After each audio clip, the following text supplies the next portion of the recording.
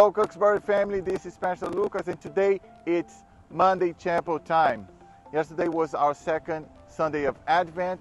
We lighted the candle of peace, and we meditated on the question, why do we need Christmas? Why do we need Jesus? It was a blessing for me and for the congregation, and I hope it will be for you as well. If you like the content, click on like, make a comment, and share it to your loved ones, okay? God bless you, and have a blessed week. Well, last week we began this Advent season with this sermon series called Who Needs Christmas? And I made a case trying to cover from Abraham to Jesus that there were a lot of suffering happening in the story of the Hebrew people. And to be honest with you, they had no reasons to believe any of the promises of God. They were constantly in suffering. So the big question, who needs Christmas, is all who are suffering, right? All who are suffering need hope. And therefore, all who are suffering, those are need Christmas the most. We all need Christmas because Christmas changed history. Christmas changed the way human beings would relate with each other. Before it was all, or maybe only, violence. And a different type of selfishness. But after that, we learned a little bit about some concepts that point us to a society based on fairness, relationships, seeking peace together. The world never ever actually experienced peace completely, right? But we had glimpses of it. And we know that this is the will of God. God wants us to live in peace. And the only element that can bring us peace, the only way we can find peace, is actually by having a life with God and dedicated to God. Okay, that's the summary, I'd say. But the question today is why? Why do we need Jesus? Why do we need Christmas? Why God led history the way He did?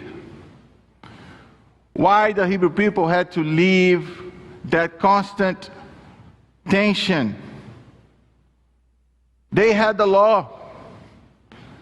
They had the law revealed by God. They had the leaders called by God. They had the religion instituted by God. They had the Ark of the Covenant. So why they could not experience peace? Why do they need it? Christmas. Why do they need Jesus to come? And we can ask many other whys. I won't be able to really address them. I don't intend to. But why God had to send His Son to be born in a manger? And under those circumstances, why the Son of God, Jesus, had to live in exile for the first 2 years of His life? Why God had to send angels to reveal His plans all over the Bible? Why Zacharias had to have a son as well? Why? Why did Zachariah lose his ability to speak during his wife's pregnancy? Why Zacharias was not allowed to ask a question to the angel? Was Gabriel more impatient than God? Have you ever asked yourself that? I never liked that, Pastor Ralph. Why Zachariah had to lose his speech? He just asked the question, most obvious one. Angel, I'm going to have a son right now. I'm old. My wife is old. We tried our whole life. Oh, you don't believe it. You're losing your speech. I want to read something to you. Genesis 15. I believe I've told you already. In the Bible, Abraham had to be called 3 times. There's 3 covenants with Abraham, so he would actually believe the promise of God. Genesis 12, Genesis 15, and Genesis 17. You can read it later. Okay? But there we go. Genesis 15. Sometime later, Abraham had a vision. Look at this. Beautiful. Have you ever had a vision? It will be amazing. Those who had a vision, you know how special it is, right? He had a vision from God. The Lord said to him in his vision, Abraham, do not be afraid. I am like a shield to you. Remember the covenant language. I am the protector. I am a shield to you. I am your very great reward. But Abraham said, look at this, Lord and King, what can you give me? I still don't have any children. What can you give me? You promised me a son. I don't have any.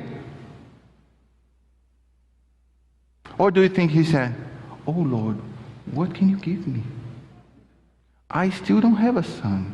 Look. All peaceful. You know what's going to happen, Lord? My servant Eliezer comes from Damascus. And when I die, guess what? He will get everything I own. You know why, Lord? Because you haven't given me any children. So this servant of mine will get everything I own. You promised me something and you didn't give it to me. That's what he's saying. Have you ever thought about that? Why Abraham did not lose his speech? Genesis 17. When Abraham was 99 years old, the Lord appeared to him. He said, I am the mighty God. Walk faithfully with me, live in a way that pleases me, and I will now act on my covenant between you and me. I will greatly increase the number of your children after you. He had no children yet. I'll jump to verse 17. Abraham fell with his face to the ground. Just so you know, between verse 1 and 17, God changes Abraham's name from Abram to Abraham. Okay, so verse 17. Abraham fell with his face to the ground. He laughed and said to himself, can a 100-year-old man have a son? Can Sarah have a child at the age of 90? Was he believing? Okay, so he continues. Abraham said to God, I really wish Ishmael could receive your blessing. Because now he had a son. But it was not with his wife. We know that, right? We know the story. But he said, you know what, God? You didn't give me a son. He laughed. But I wish you could bless Ishmael. At least he's my son. Then God said, yes, I will bless Ishmael. But your wife Sarah will give you a son by you. And you will name him Isaac. Did you notice? Sarah will give you a son by you. We've talked about last week, right? He was constantly giving his wife away to powerful people so they would not kill him. But God needed to make sure the son would be his. Okay, that's part of the promise. That's part of the covenant. Okay. And you will name him Isaac. And I will establish my covenant with him. And that covenant will last forever. It will be for Isaac and his family after him. I have heard what you said about Ishmael, and I will surely bless him. I will make his family very large. He will be the father of 12 rulers, and I will make him a great nation. Just so we don't forget that God loved Ishmael as well, okay? And blessed him as well, okay? So why did he not lose his speech? Why? He had a time like you and me. He had a time believing in God. He had a hard time. He obeyed, but he needed some convincing, just like we do. And then I'll jump to Exodus chapter 3. You know a guy called Moses. One day he is shepherding his flock, and then he has a vision of a burning bush. He hears voices. It's God speaking to him. And then I'll jump to verse 10. God saying to Moses, "So now go, I'm sending you to Pharaoh. I want you to bring the Israelites out of Egypt. They are my people." But Moses spoke to God, "Who am I that I should go to Pharaoh?" You crazy God. Wrong people here. Wrong person. Think you are making a mistake. Sorry to tell you. But I kind of think you are making a mistake. Who am I that I should bring the Israelites out of Egypt? Do I need to continue? I won't. Isn't that amazing? So I asked you, who had vision? I had a vision once in my life. Was one of the most scary things I've experienced. It's scary because of the weight of the responsibility I was being invited to. I was too young. I was 17. And I was being called to be a pastor. And I was afraid. And guess what? I act on that fear for 13 years. Saying, oh, God can use anyone. Anyway, I'm there helping. I don't need to be a pastor.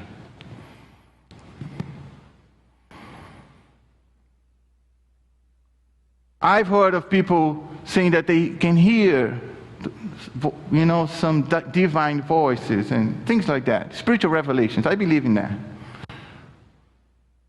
I'll say that I've seen many fake ones as well, but I do believe in real spiritual action.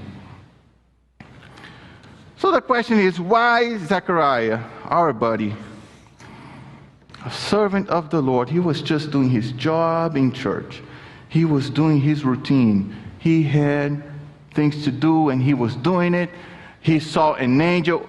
I've never seen an angel. I would freak out if I seen an angel. Okay? And he did. He's just being reasonable. He's not even freaking out. He's just, hey, I'm kind of old. How come I'll have a child now? And he lost his speech. And I've wrestled with this question many, many years in my life. Because you know what? We don't like to say our questions out loud. Because we are afraid that the angel Gabriel will come and smash us and take our speech out of us or something. Right? We are afraid of, if I ask him too many questions, God will hold that blessing that I've been waiting forever. Right? I mean, maybe just me, but I never liked that. But one day, it's just amazing when you read Scripture. It's not the first time. You're reading it again and again and again. And then it pops to you. During that time, the people were waiting for Zacharias to come out of the temple.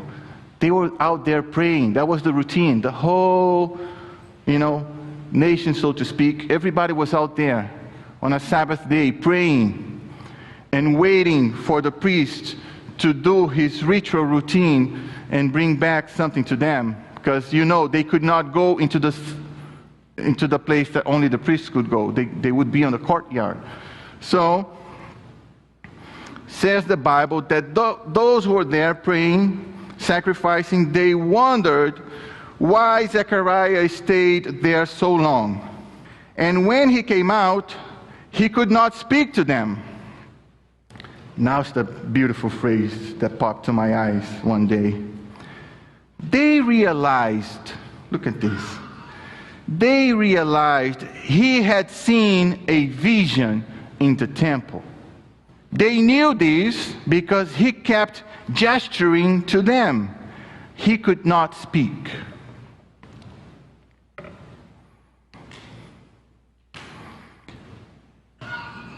Remember what I said last week. The Apostle Paul, in Galatians 4, verse 4, he says, when the time was right, God sent his Son, born of a virgin, born under the law. So when the time was right, when people was paying attention, Zechariah goes out and he cannot speak. And they identified that something spiritual and important happened when he was inside the temple.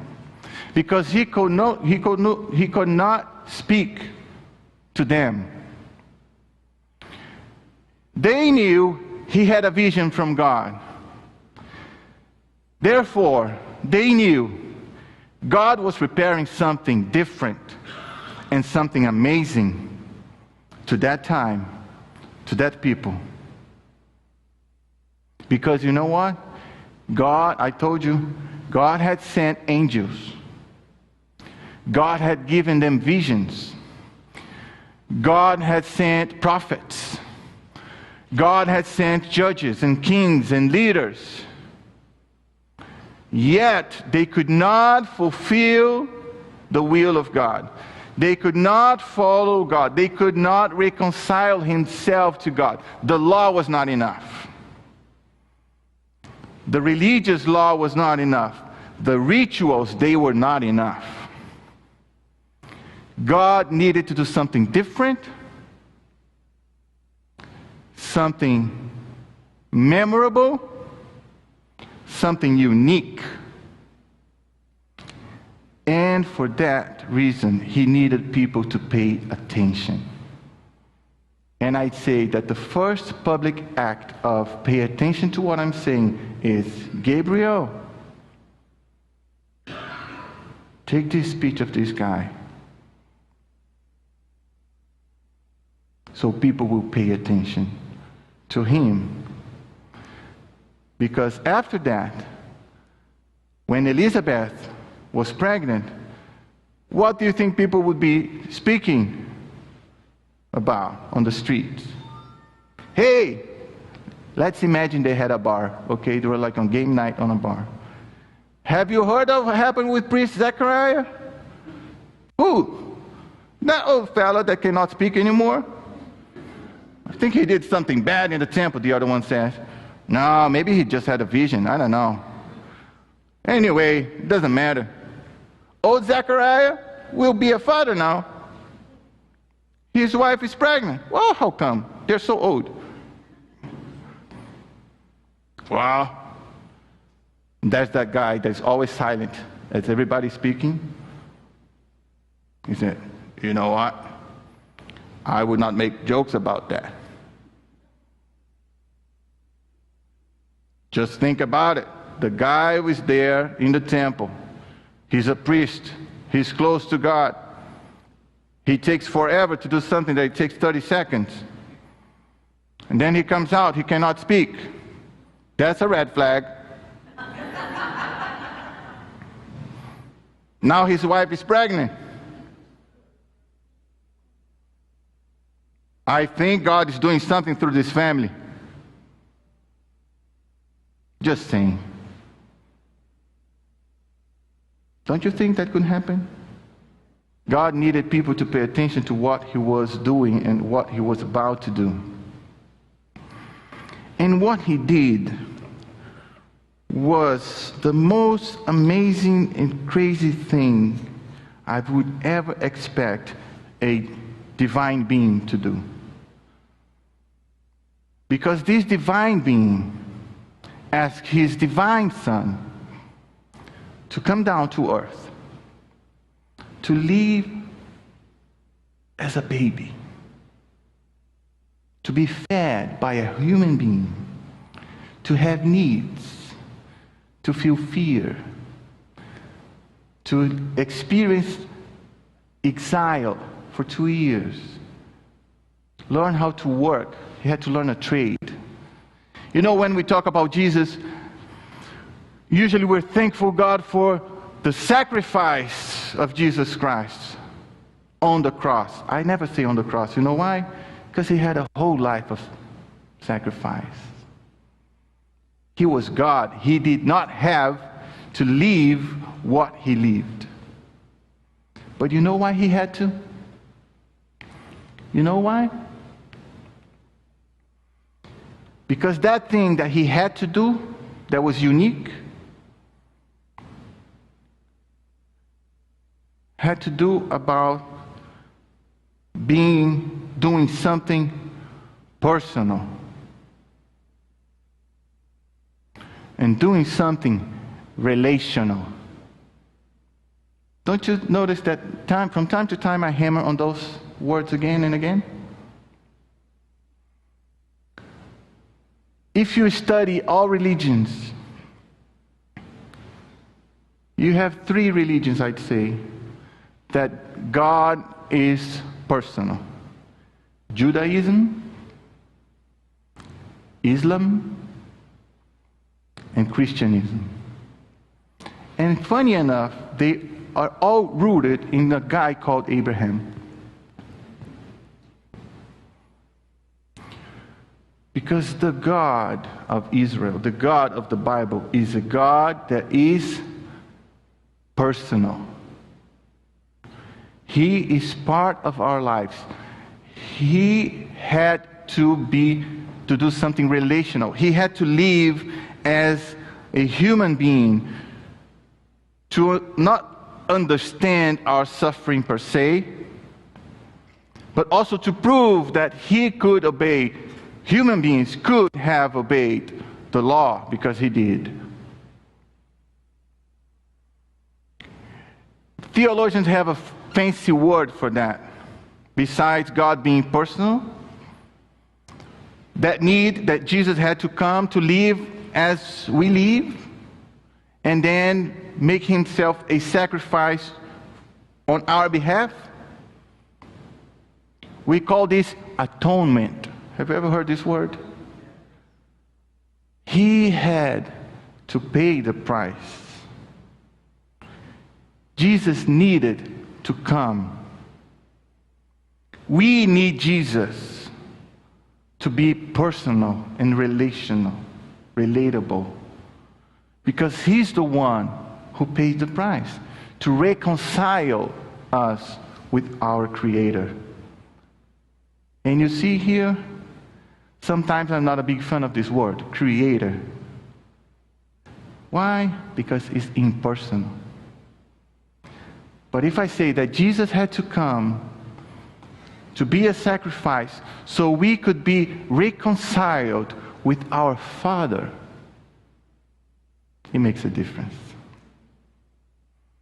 And even if you prefer to address God as your mother, the point is, the key element of calling God Father or Mother, it's the element of intimate relationship. So why do we need Jesus? Why do we need Christmas? We need to be reminded that in times of unrest, suffering, or when everything is good, it doesn't matter. God is with us. God is relational. And there's no way we can experience real love, real peace, without Him. Let there be peace on earth. Let there be more of Jesus on earth. Let there be more Christmas on earth. May God bless you.